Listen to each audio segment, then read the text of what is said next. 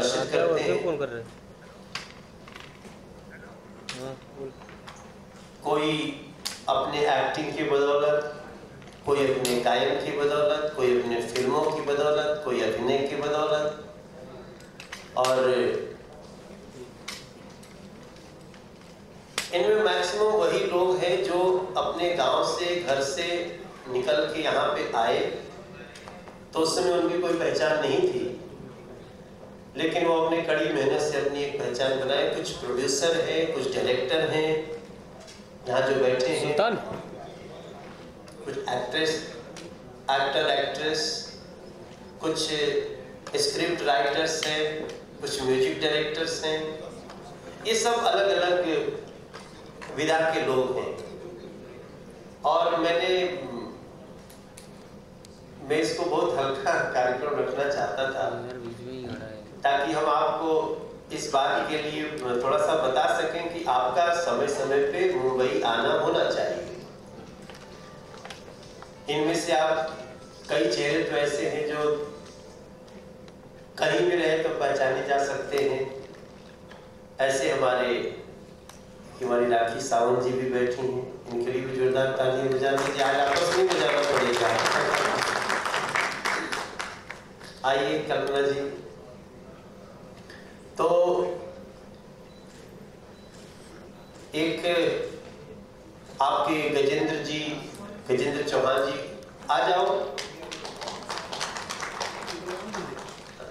कल्पना जी को बिठाओ। ये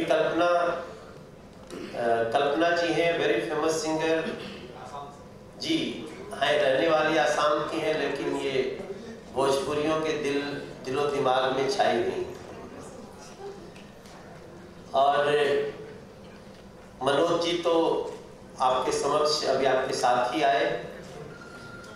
मनोज जोशी जी को आप सब पूरा देश जानता है और उनके बहुत सारे ऐसे भूमिकाएं रही हैं जो लोगों को याद है, लेकिन चाणक्य के रूप में बहुत ज्यादा जाने जाते हैं।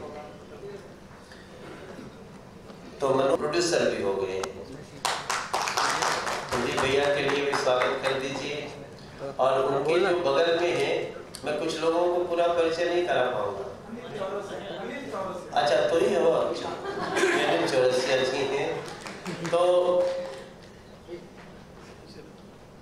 इसमें कुछ ऐसे डायरेक्टर हैं जिन्होंने बहुत अपने जीवन में बहुत अच्छी अच्छी फिल्में बनाई हैं। ऐसे हमारे जयप्रकाश जी हैं, हमारे जगदीश भाई साहब हैं जो हमारी कई फिल्में बनाए हैं।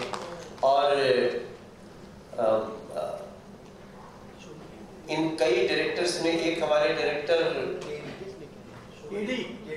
केडी भैया, देखो ये मेरा जो 4 साल का ना गड़बड़ी है उसका असर है। केडी, वैसे नाम इनका दिनकर है, दिनकर कपूर, लेकिन ये केडी के नाम से ही जाने गए हैं। और ये हिंदी सिनेमा बनाते बनाते फिर लोगों ने भोजपुरी में अपने गुणों का बहुत उपयोग किया है। असलम शेख जी हैं, अभी पीछे आके बैठे हैं। इन चारों लोगों के लिए तालियां बजाइए। मुकेश पांडे जी हैं। मुकेश जी, महेश भाई भी आए हैं? महेश बॉम्बे के बाहर। अच्छा ठीक है, कोई बात नहीं। तो अनीश जैन जी कहाँ है? अच्छा मनीष जैन जी। मनीष जी आपका भी बहुत स्वागत। सुनील पाल कहाँ है? अच्छा हाँ, अच्छा सुनील जी, बस तीसरी बात नहीं। ये सुनील पाल जी बहुत हमारे देश के बहुत बड़े कॉमेडी के, मतलब बिठाओ भाई साहब को बिठाओ। बिठाना नहीं है, मतलब आपको तो खड़े ही रखना है। तो सुनील पाल जी कॉमेडी की दुनिया के बहुत बड़े स्टार हैं। और इनके साथ साथ मैं ये परिचय का सिलसिला बहुत लंबा होगा। धनंजय मिश्रा जी का मैं परिचय कराना चाहूँगा। ये से म्यूजिक डायरेक्टर है, मुझे लगता है कि हाँ ये गाजीपुर के रहने वाले, हाँ यही धनंजय मिश्रा जी, बिरनो गाजीपुर के हैं। वाह, मुझे नहीं पता था भाई साहब को आपका नाम याद है, बट ये अपना गुण है। और यहाँ पंकज तिवारी जी भी हैं। ये लोग फिल्म निर्माण से संबंधित हैं, बहुत समय तक महुआ चैनल से जुड़े रहे, अब वो लोग याशी फिल्म्स के साथ जुड़े हैं। एक ऐसे शख्सियत हैं जो शास्त्रीय संगीत के परिवार से और वो फिल्मों के बहुत बड़े प्रोड्यूसर भी हैं, फाइनेंस भी करते हैं फिल्मों को। ऐसे दुर्गा दादा, दुर्गा मजूमदार जी, रोनू मजूमदार जी के जी भाई हैं लोग, और इनको भी मैं दिल्ली बुलाया था, वो कार्यक्रम जो आगे आपके समय के अनुसार किया हमने। तो एक एक व्यक्ति पे जहां जहां नजर जाती है, बाकी सब एक्टर, ये वो लोग हैं जो मैं ये कह सकता हूं कि इनका कोई ऐसा गॉड फादर के परिचय पे, और भी जो हमारे आर्ट सबके परिचय में नहीं जाऊंगा, बाद में धीरे धीरे, चूंकि हम लोग बैठेंगे एक घंटा, तो 10 बजे तक हम लोग रहेंगे। भाई साहब का शुभ नाम श्री अमीर चंद्र। भाई साहब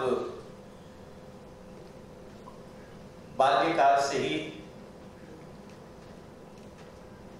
स्वयं सेवक रहे हैं, और भाई साहब की रुचि संस्कृति, सभ्यता और कला इसमें थी। और ये आप लोगों ने शब्द चुना होगा प्रचारक, तो आप भी वही हैं। इनकी दुनिया में इनके आगे पीछे और कोई नहीं। कुछ है तो देश है, भारत है, भारत की प्रगति है, कलाकारों का कल्याण है। समय के साथ इस देश में एक संस्था बनी, संस्कार भारती। वो संस्कार भारती कुछ ऐसे ही देश के स्वतंत्रता के बाद कुछ लोगों ने ये सोचना शुरू किया कि समय के साथ मनोरंजन, और मनोरंजन में भारत की संस्कृति सुरक्षित रहे। मनोरंजन बहुत अच्छा, जरूरी है, लेकिन वो भारत की संस्कृति, सभ्यता को समाहित करते हुए चले। ऐसी सोच के साथ बाबा योगेंद्र नाम के एक, उनको मैं अगर शब्द कहूं तो दूरदृष्टा कहें, जिन्होंने कभी देख लिया था कि कभी न कभी केवल सरकारों के भरोसे ही संस्कृति, कला, साहित्य इसको नहीं छोड़ा जा सकता। तो ऐसे में बैठ जाओ। तो ऐसे में संस्कार भारती का निर्माण, स्थापना हुई, और बाबा योगेंद्र के द्वारा वो विचार आया। बाबा योगेंद्र जी की अवस्था इस समय कितने साल की होगी भैया? 95 ईयर के, और आज भी वो मूव करते हैं, पूरे देश को घूम रहे हैं, और संस्कार भारती ने कहीं न कहीं एक विचारधारा को लेकर के कि सरकार किसी की हो देश में, लेकिन साहित्य, कला, अभिनय, गायन, सोशल मीडिया के मार्फत इसको किस प्रकार से और ज्यादा लोगों को मौका दिया जा सकता है, इसकी कल्पना संस्कार भारती की हुई। और भाई साहब वर्तमान में संस्कार भारती के कर्ता है, पूरे राष्ट्र के। वो जिम्मेदारी अमीर चंद्र जी की है, जो इस समय भाई साहब इस पत्रिका में। अब जब जो वर्तमान सरकार बनी है, इस संस्था ने वर्तमान सरकार को समर्थन दिया। एक ऐसी सरकार बनी, उसको समर्थन दिया इस संस्था ने भी। जब नरेंद्र मोदी जी की सरकार काम कर रही है, तो चूंकि इन लोगों का, भैया मैं थोड़ा सा बोल रहा हूँ, संस्कार भारती की स्थापना कब हुई? 1981 में संस्कार भारती की स्थापना हुई। और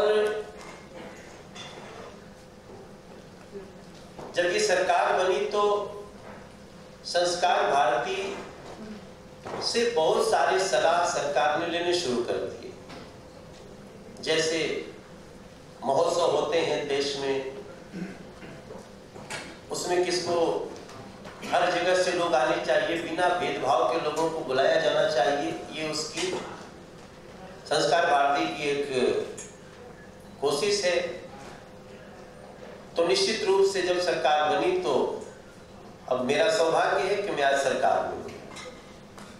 मैं बहुत समय पहले तो हम आज भी आपके बीच के हैं, लेकिन ये मेरा सौभाग्य है कि आज मैं सरकार में हूं और उस नाते हम संस्कार भारती को कार्य करते हुए देख रहे हैं। कलाकारों को कौन ऐसा है जो बहुत अच्छा कर लिया लेकिन कोने में रह गया? अब आप हमसे ये मत बोलिएगा कि अन्याय तो बहुत लोगों के साथ हुआ है, क्योंकि इस भवन में कई ऐसे लोग हैं जिनको ये फील हो सकता है कि हमारी कला को नहीं पहचाना गया। हमने बहुत सुंदर फिल्म बनाई, हमारा नंबर नहीं आया, या हम बहुत अच्छे गायक हैं, गायिका हैं, हमारा नंबर नहीं आया, हम बहुत अच्छा अभिनय किए लेकिन गवर्नमेंट ने हमें नहीं पहचाना।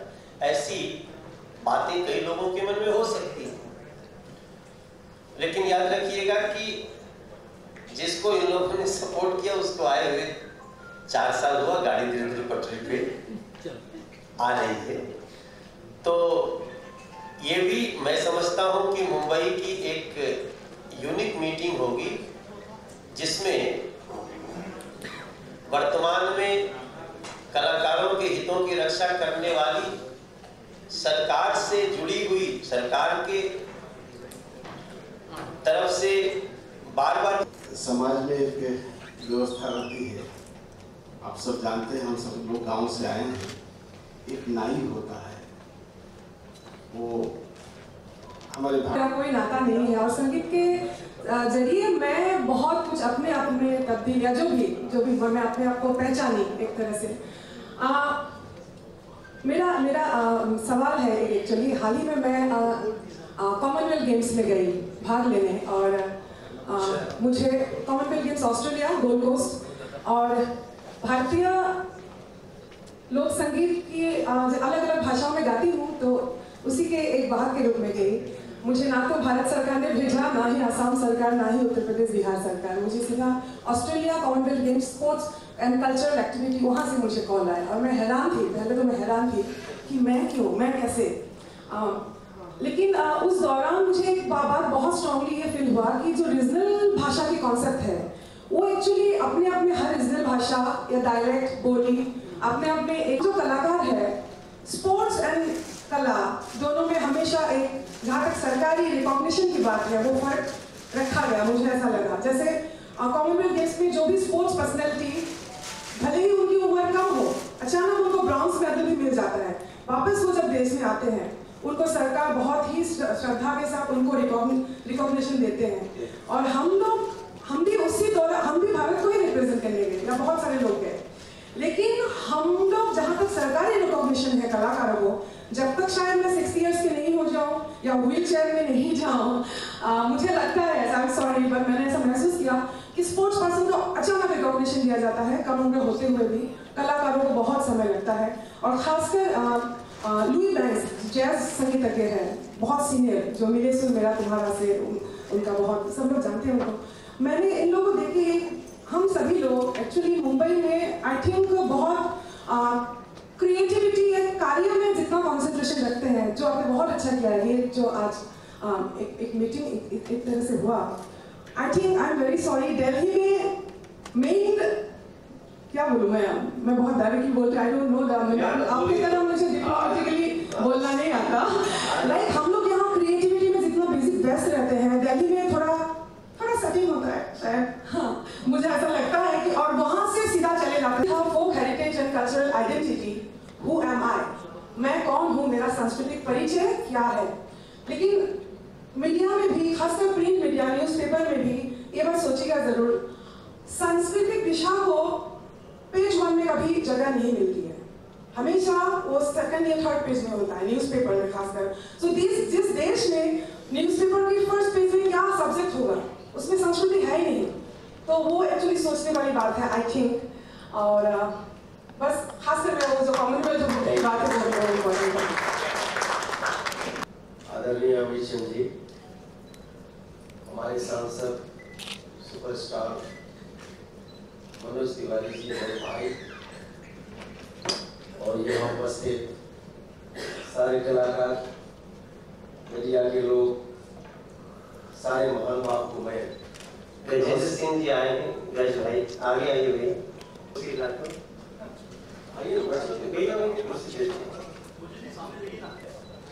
इसके पहले कि भैया कुछ बोले गजेंद्र सिंह जी, और वो अभी उपस्थित हुए, उनके जोरदार तालियां बजाइए। और अमित चंद जी बैठे भाई साहब, फिर उदित भैया कुछ आपसे बात करें। भैया होने वाले एक से एक महान भाव लोग हमारे सामने बैठे हुए हैं। मैं इतना ही कहना चाहूंगा कि जिस मकसद से ये कार्यक्रम, और आप हमारे मित्र हैं, सब लोग जितने भी लोग यहाँ पे आए हैं, बहुत बहुत स्वागत है। बहुत अच्छा लगता है कि सरकार कलाकारों को इतनी इज्जत देती है। पहली बार दिल में मतलब एक रोना आ रहा है रियली कि पहली बार ऐसा हुआ कि हमारी जो बीजेपी सरकार ने कलाकारों को इतनी इज्जत दी।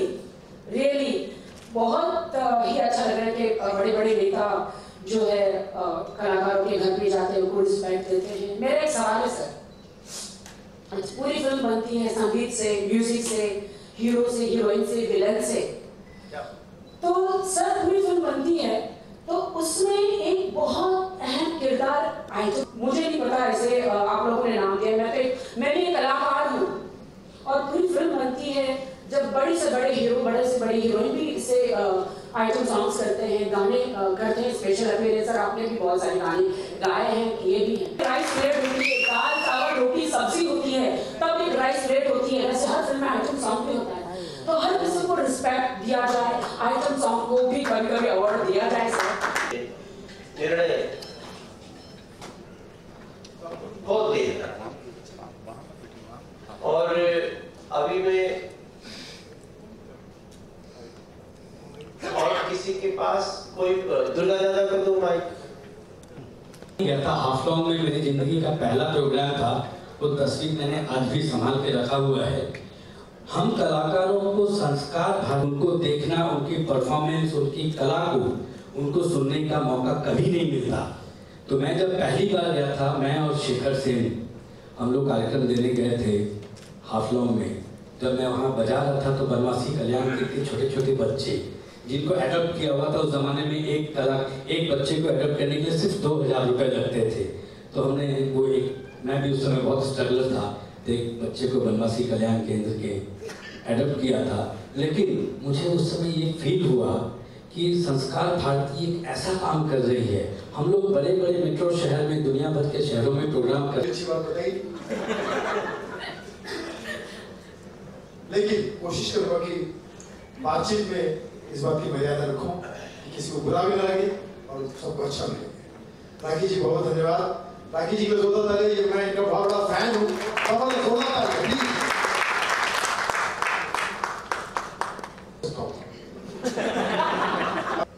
मैं आपको एक तथ्य से अवगत कराता हूँ कितना महत्वपूर्ण है 12वीं शताब्दी तक इस देश में 1 नहीं, 2 नहीं, 3 नहीं, 10 नहीं, 20 नहीं, 39 यूनिवर्सिटी थी 12वीं शताब्दी तक, तक्षशिला और नालंदा सहित 39 यूनिवर्सिटी। लेकिन धन्यवाद साहब। और मैं भाई साहब की इस आमंत्रण के मनोज जोशी जी के आभार के बाद हम लोग भोजन की तरफ चलेंगे। सर्वप्रथम यहाँ बधाए हुए सारे कलाकार भाइयों का और सारे भाइयों और बहनों का स्वागत करता हूँ। यहाँ मैं मनोज भाई के घर पे जा रहा हूँ ये भी मुझे नहीं पता था। कार्यक्रम होने वाला है इसके विषय में मनोज भाई के ये भगीरथ और संस्कार भारती नाम का जो भगीरथ है वो, क्योंकि कल्चर जहां है वहां वल्चर नहीं हो सकते, और बिना कल्चर का समाज वल्चर है। हमारे आसपास में हम कल्चर रूपी पीछे इन हाउस पीछे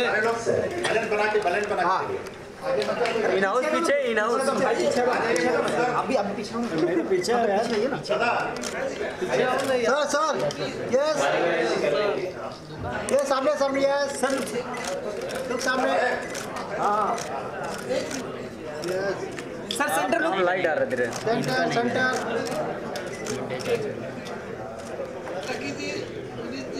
यस सर सामने कई लोग हैं जो टेंट पे आए। असलम भाई ready yes centre sir look centre yes light पीछे लेना थोड़ा सर आइए सर सर देव जी जरा सभी निदेशक सर लुक सेंटर सामने सर लुक सेंटर सामने sir thank you so much. खुश रहिए ये बहुत बड़ी सिंगर है प्रियंका तो अपनी रेडी ये सामने madam yes look centre thank you so much. अभी जो हमारे एक्टर लोग हैं प्लीज कम एक फोटो कीजिए। सेंटर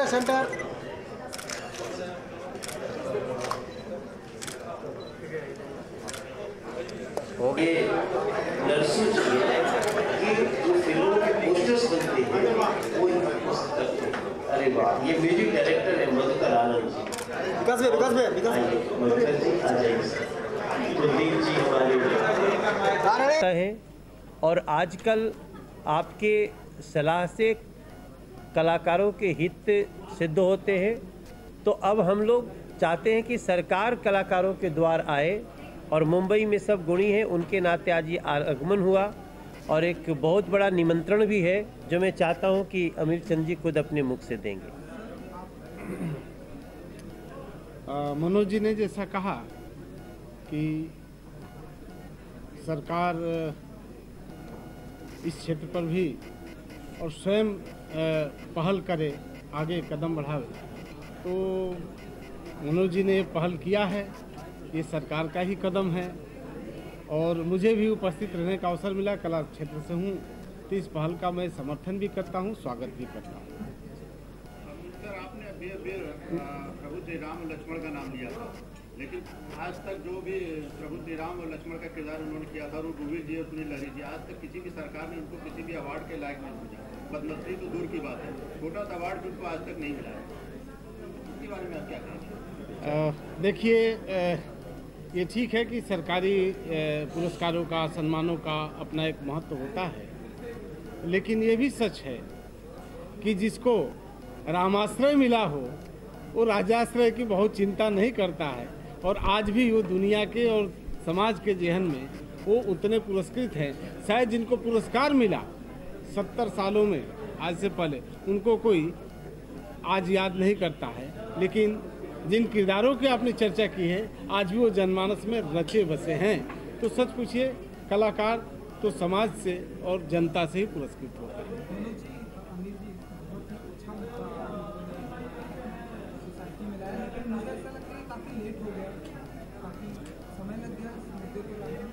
नहीं, देखिए, अभी तो जिस प्रकार से हमारी 4 साल की सरकार हुई, इसमें भी बहुत लोगों को, ऐसे लोगों को जा करके चुना गया है जो लोग सोच भी नहीं सकते थे कि उनके द्वार सरकार आ सकती है। और ये जो अगला 6-7 महीना होगा मुंबई में रह रहे कलाकारों के लिए बहुत खास होगा, इस बात की मैं आपको एक मजबूत आश्वासन दे सकता हूँ।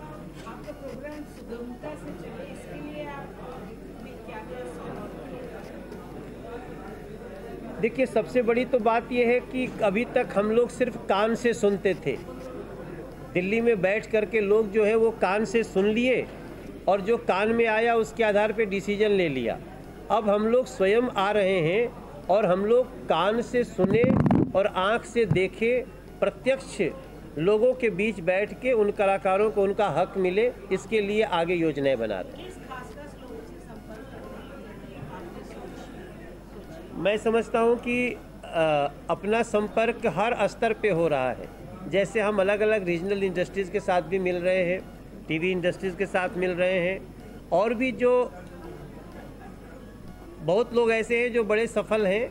हम लोग सुभाष घई जी से भी, और आपने देखा होगा संजय दत्त जी को भी हमारे यूपी के सीएम ने मिले हैं, और उनको हम एक अलग ढंग से अप्रोच कर रहे हैं, और हम सबके दरवाजे जा रहे हैं, चाहे वो खान फैमिली के लोग हों या फिर हमारे अक्षय कुमार हों, अमिताभ बच्चन जी हों, संजय दत्त जी हों।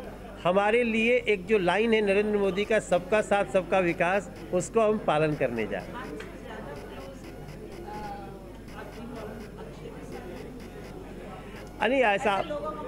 ऐसा नहीं कह सकते। हम लोग ऑलरेडी, आपने देखा होगा कि हमारे लिए सब एक समान है और हम सबके पास जा रहे हैं, और उसका रिजल्ट आप देख भी रहे हैं। हाँ,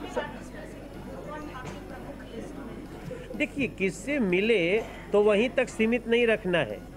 आज हम जैसे हमारे राष्ट्रीय अध्यक्ष जी माधुरी दीक्षित से मिले, तो आज हम इकट्ठे हमारे श्री अमीर चंद जी, जिनको सीधा कलाकारों के हित रक्षण की जिम्मेदारी दी गई है, वो आज इतने कलाकारों से मिले, तो हम धीरे धीरे, अगर माधुरी जी से मिले तो सब लोग समझ ले कि हम उस फ्रेटर्निटी को सैल्यूट कर रहे हैं, रिस्पेक्ट कर रहे हैं, उनके साथ खड़े।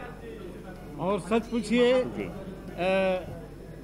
जो अलग अलग हम संख्या गिनाए व्यक्ति का नाम ले, ये कुंभ जो है, कुंभ में जितने बड़ी संख्या में कलाकार अब की बार भागीदार हो जाए, ये शायद आज़ादी के बाद पहला ऐसा अवसर होगा कला क्षेत्र के और साहित्य जगत के लोगों के लिए, जो अपनी भागीदारी उसमें देने वाले हैं और इस संस्कृति को दुनिया के पटल पर अपने अपने तरीके से वो रखने वाले हैं। कुंभ के विषय में केवल एक दो स्टेट नहीं है, बल्कि आप ये देखिए कि कोई राज्य न छूटे, इसकी तैयारी उसमें है। इसलिए अरे साउथ के क्यों, साउथ भारत में नहीं, क्या सभी राज्यों के, चाहे वो केरल हो, कर्नाटक हो, तमिलनाडु हो, आंध्र हो, तेलंगाना हो, मणिपुर हो, मिजोरम हो, कच्छ हो, कन्याकुमारी हो, गुजरात हो, कोई राज्य नहीं छूटेगा। सभी राज्यों की संस्कृति, सभी राज्यों के कार्यक्रम वहाँ 40 दिन के अंदर देखने को मिलेंगे। ये सरकार, उत्तर प्रदेश और भारत सरकार के संस्कृति मंत्रालय इस प्रकार की योजना पर विचार कर रहा है, और मैं समझता हूँ कि उसमें वो सफलता भी उनको मिलेगी, और कला जगत भी बहुत ही उत्साहपूर्वक इसमें अपनी बार भाग लेगा। और आप सभी भी, जैसा कि हमारे मीडिया का भी मैं उसमें ऐड करना चाहता हूँ, वो समय उस कुंभ को कवर करने हम मुंबई से भी मीडिया की टीम को आमंत्रित करने वाले हैं, ताकि आप सिर्फ कैमरे की नज़र से नहीं, अपनी नज़र से भी उन सारे भारतवर्ष के ऐश्वर्य को देख सकें। Thank you very much.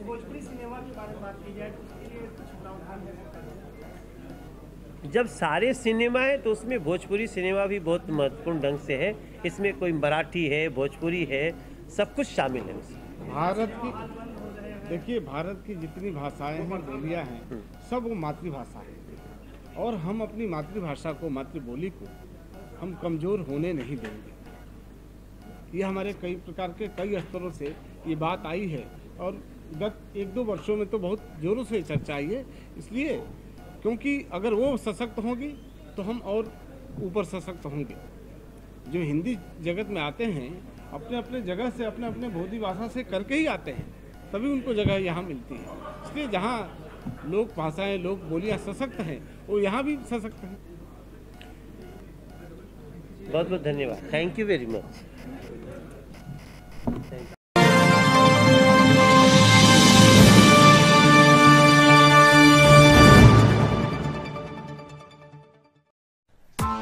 Press the bell icon on the YouTube app and never miss another update.